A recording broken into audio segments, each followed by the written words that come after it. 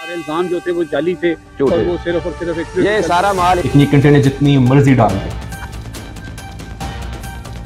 बुशरा बीबी को लेके इमरान खान ने आज पार्टी के अंदर और पार्टी के बाहर सबको धो दिया, सबको वार्न कर दिया कि वो बुशरा बीबी के खिलाफ जो कंपेन चला रहे हैं वो सिर्फ इसलिए चला रहे हैं कि वो मेरा साथ दे रही हैं और वो मेरी कमजोरी नहीं मेरी स्ट्रेंथ है। ये था कहना इमरान खान का। इसके साथ साथ हम बहुत सारी दीगर चीजों पे बात करेंगे जो आज इमरान खान ने जेल के अंदर से वहां पे जो पार्टी मेंबर्स थे और वकला थे उनके साथ बात की है। इसके अलावा मलक रियाज को ब्लैकमेल करने के लिए एक नया फार्मूला जो है वो सामने लेके आए हैं। उसके ऊपर मलक रियाज का मौकफ क्या हो सकता है, इसके ऊपर बात करेंगे।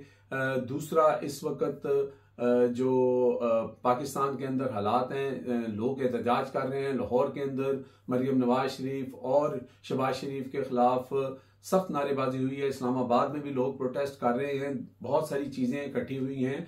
आप देख रहे हैं हिटलिस्ट टीवी, मैं हूं लंदन से अमजद चौधरी। नाज़रीन, सबसे पहले बात करते हैं कि इमरान खान ने किस तरह आज बातें की और उनके अंदर बहुत गुस्सा था और खास तौर पे उन्होंने बुशरा बीबी को लेकर कहा कि बुशरा बीबी के साथ इस वक्त जो स्टैब्लिशमेंट है, गवर्नमेंट है, वो बड़ी ज्यादती कर रही है। उनके 3 बैग्स जो हैं वो उन तक नहीं पहुंचाए जा रहे और उनको सिर्फ इसलिए तंग किया जा रहा है कि वो मेरे साथ खड़ी हैं और वो मेरी कमजोरी नहीं मेरी स्ट्रेंथ है।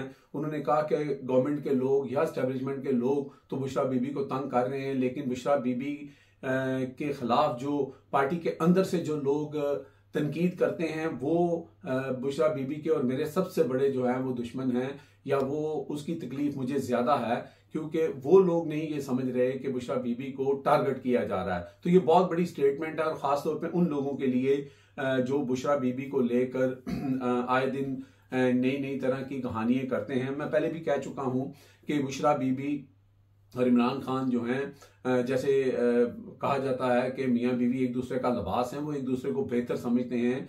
और बुशरा बीबी ने जो इनिशिएटिव लिया और जो काम बुशरा बीबी ने किया वो आज तक कोई भी पार्टी लीडर बड़े से बड़ा नहीं कर सका। वो डी चौक पहुंची थी जहां पे फिर 26 नवंबर का मैसेका हुआ था और बुशरा बीबी से यही तकलीफ है कि बुशरा बीबी जो है वो इमरान खान के कहने के ऊपर इमरान खान की मंशा के साथ चलती हैं।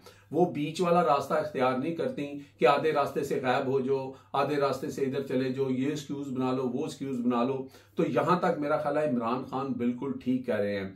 उसके साथ वहां पे बहुत सारे दीगर लोग भी मौजूद थे। मिसाल यूसुफजई, जिनको पहले 3 दफा इमरान खान से नहीं मिलने दिया गया, आज उनको मिलने दिया गया और लॉजिक ये बनाया गया कि इनका लाइसेंस जो है वो रिवोक हुआ है और इनके पास वकालतनामा नहीं है। तो इमरान खान ने हदायत किया कि उनको उनका फोकल पर्सन जो है वो मुकर्रर किया जाए ताकि वो उनके साथ रेगुलर मिलती जाए। और उनको ना मिलने की वजह भी शायद इसलिए की जा रही थी कि पार्टी के अंदर ऐसे लोग मौजूद हैं क्योंकि वो बुशरा बीबी के बहुत करीब थी और वो भी वही बात आके बाहर कह देती थी जो खान साहब या बुशरा बीबी कहते थे।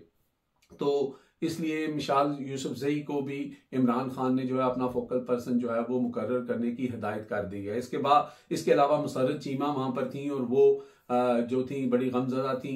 उन्होंने बताया इमरान खान को कि हमारे साथ जो है वो अछूतों वाला सलूक जो है वो हो रहा है और पार्टी वाले जो है हमारे साथ ये कर रहे हैं। तो इमरान खान ने कहा कि मैं जब बाहर आ जाऊंगा तो फिर मैं हर बंदे का इंडिविजुअली केस सुनूंगा जिसके साथ ज्यादती हुई, जुल्म हुआ।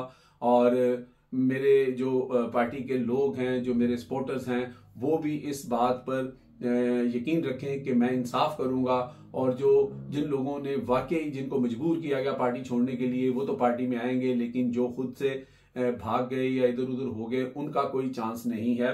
तो उसके लिए मुझे बाहर जब मैं आऊंगा तब की बात है। बाहर आने के ऊपर उन्होंने कहा कि एक दिन ये हुकूमत सो के उठेगी और इनको पता लगेगा कि मैं रिहा हो चुका हूं और फिर इनके पांव के नीचे से जमीन निकल जाएगी। ये बहुत बड़ा जुमला खान साहब ने कहा और अपनी रिहाई के हवाले से।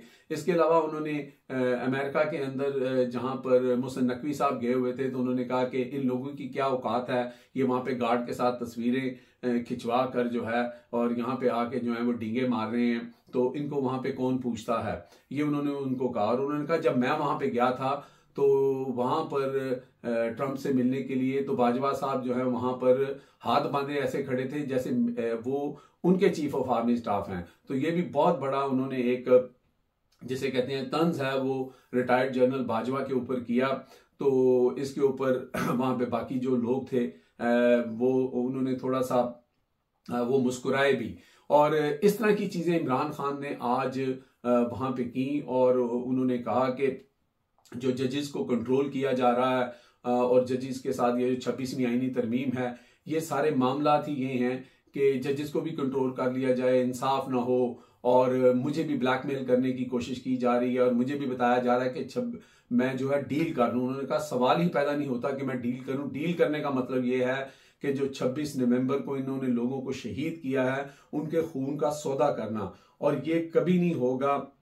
मैं कभी डील नहीं करूंगा।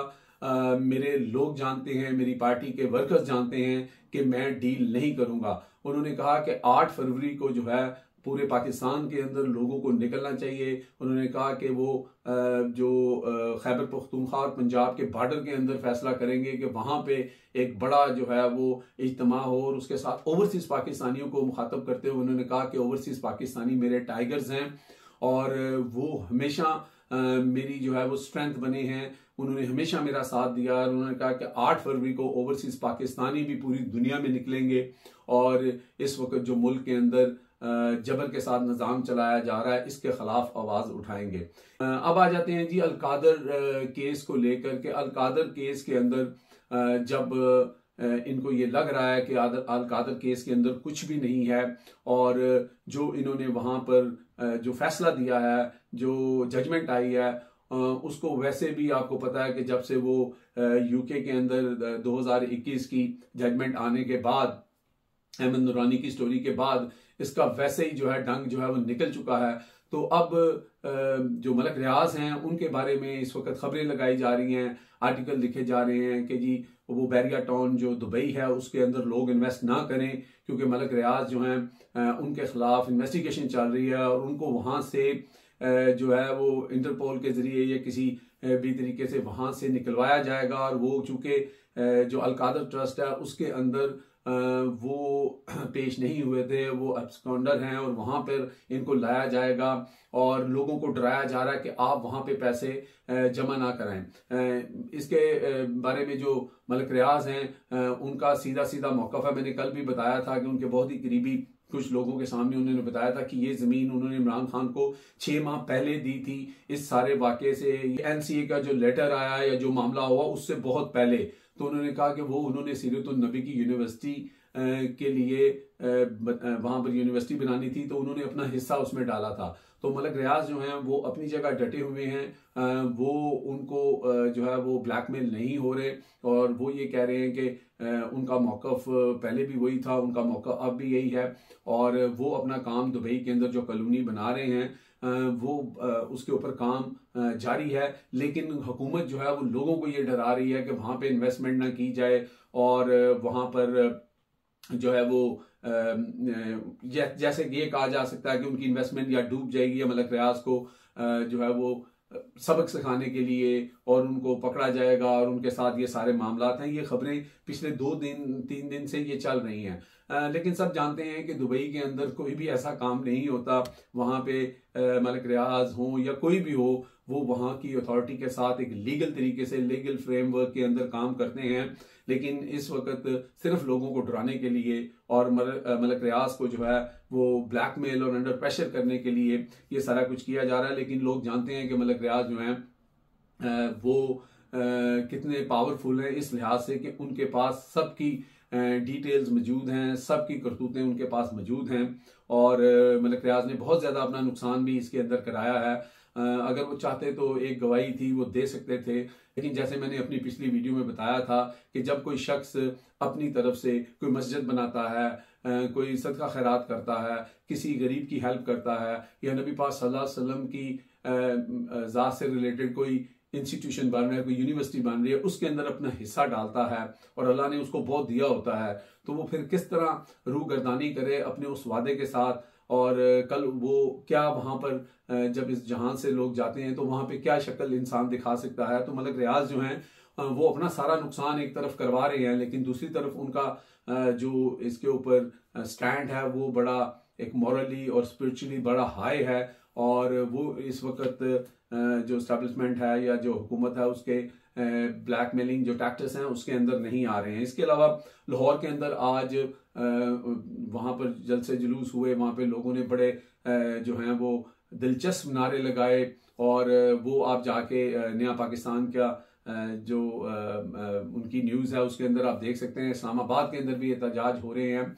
अब एहतजाज को लेकर मैं आपको एक बात बता दूं कि 8 फरवरी का एहतजाज भी इमरान खान ने अनाउंस किया हुआ है। चूंकि अब बाइडेन एडमिनिस्ट्रेशन नहीं रही है और हुकूमत जो है वो यतीम हो चुकी है, स्टैब्लिशमेंट भी जो है वो अब उस तरह के हथकंडे जो हैं वो नहीं अपनाएंगे, क्योंकि अगर वो ऐसा करेंगे तो अब अमेरिका से आवाज़ें उठेंगी। अमेरिका की जो नई मैनेजमेंट है वो ज़रूर इसके ऊपर बात करेगी, ह्यूमन राइट्स के को लेके बात करेगी, क्योंकि ओवरसीज़ पाकिस्तानी और वहाँ पे जो ताकतवर लोग हैं वो बड़े इंटैक्ट हैं इन लोगों के साथ। तो अभी तो पिछला हिसाब जो है उसको चुकता करना है और आगे अगर आप ऐसा सिलसिला शुरू करेंगे तो इस गवर्नमेंट के लिए, इस्टेब्लिशमेंट के लिए बड़े मसाइल हो जाएंगे। तो ये आज की स्टोरी थी जी। हमारे चैनल को सब्सक्राइब कर लें, लाइक करें और कमेंट जरूर किया करें और अपनी राय भी दिया करें। अब तक के लिए इतना ही। देखते रहे मेरा channel hit list by Amjad Chaudhary.